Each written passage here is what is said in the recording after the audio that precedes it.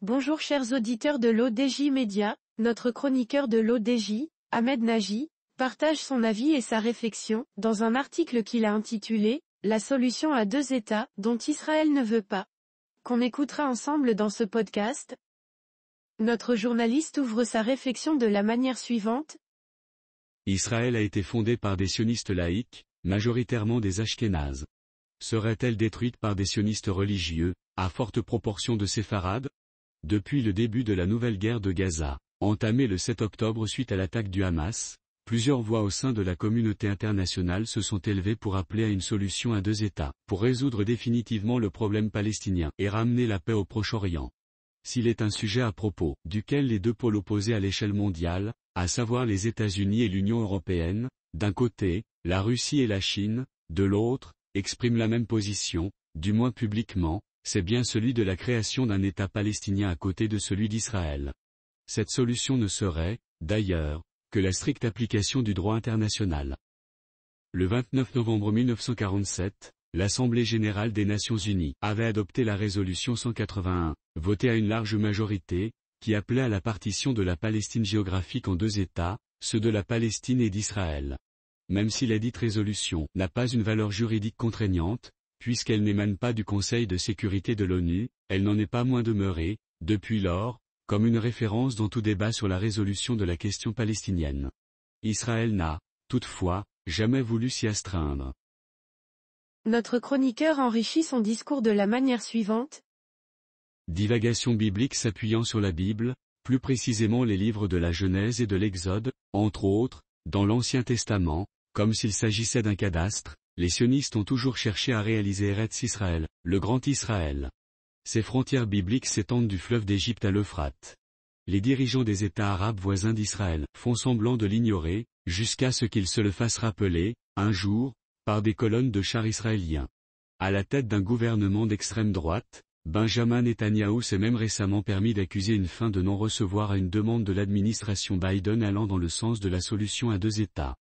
Pourtant, autant les États-Unis que l'Union européenne envisagent le recours à cette solution d'abord et avant tout pour assurer la sécurité d'Israël. Que ce soit le président américain, Joe Biden, son secrétaire d'État aux Affaires étrangères, Anthony Blinken, ou le chef de la diplomatie de l'UE, Joseph Borrell, tous se sont clairement prononcés en faveur de la création d'un État palestinien. Les droits des Palestiniens sont, de fait, les derniers de leurs soucis, mais ils ne peuvent continuer de nier, indéfiniment, la réalité de leur existence.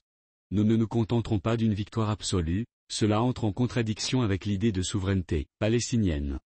Que pouvons-nous faire? A déclaré Netanyahou lors d'un point de presse à Tel Aviv. J'ai expliqué cette vérité à nos amis américains et j'ai mis un frein à la tentative de nous contraindre à une réalité qui mettrait en danger l'État d'Israël, a-t-il précisé. Tout, ou rien. Les propos de Netanyahou ont le mérite de la clarté. Et justifient, indirectement, le recours à la résistance armée adoptée par les mouvements palestiniens. C'est surtout l'autorité palestinienne, issue du processus de paix inachevé d'Oslo, qui se retrouve en porte-à-faux avec et état de fait. Le président palestinien, Mahmoud Abbas, regarde les colons sionistes grignoter des territoires en Cisjordanie, en chassant leurs légitimes propriétaires palestiniens, sans bouger le petit doigt.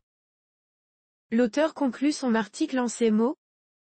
Dans cette guerre de Gaza, que Netanyahou et son gouvernement espèrent voir s'étendre à l'embrasement de tout le Moyen-Orient, en y impliquant les États-Unis, contraints et forcés, à travers une guerre contre l'Iran et ses alliés régionaux, les sionistes jouent, en fin de compte, à quitte ou double. Soit Israël, les États-Unis et ses laquais dans le reste de l'Occident remportent un éventuel conflit élargi à tout le Moyen-Orient, ce dont ils n'ont, de toute évidence, pas les moyens, à moins de vitrifier à l'arme nucléaire toute la région, soit c'est l'existence même d'Israël qui sera remise en question par ses voisins arabes.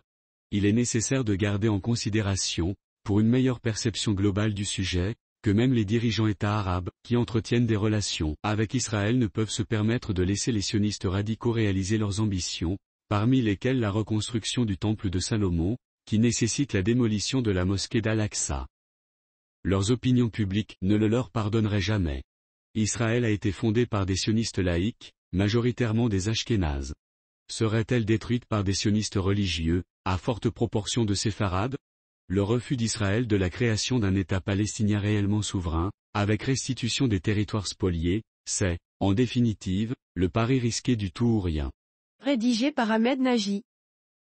Merci d'avoir écouté ce podcast de l'ODJ Media. N'hésitez surtout pas à nous suivre sur nos réseaux sociaux, Instagram, Facebook, TikTok, LinkedIn et Twitter. Alors, on se dit au prochain podcast de nos chroniqueurs de l'ODJ, et à très bientôt.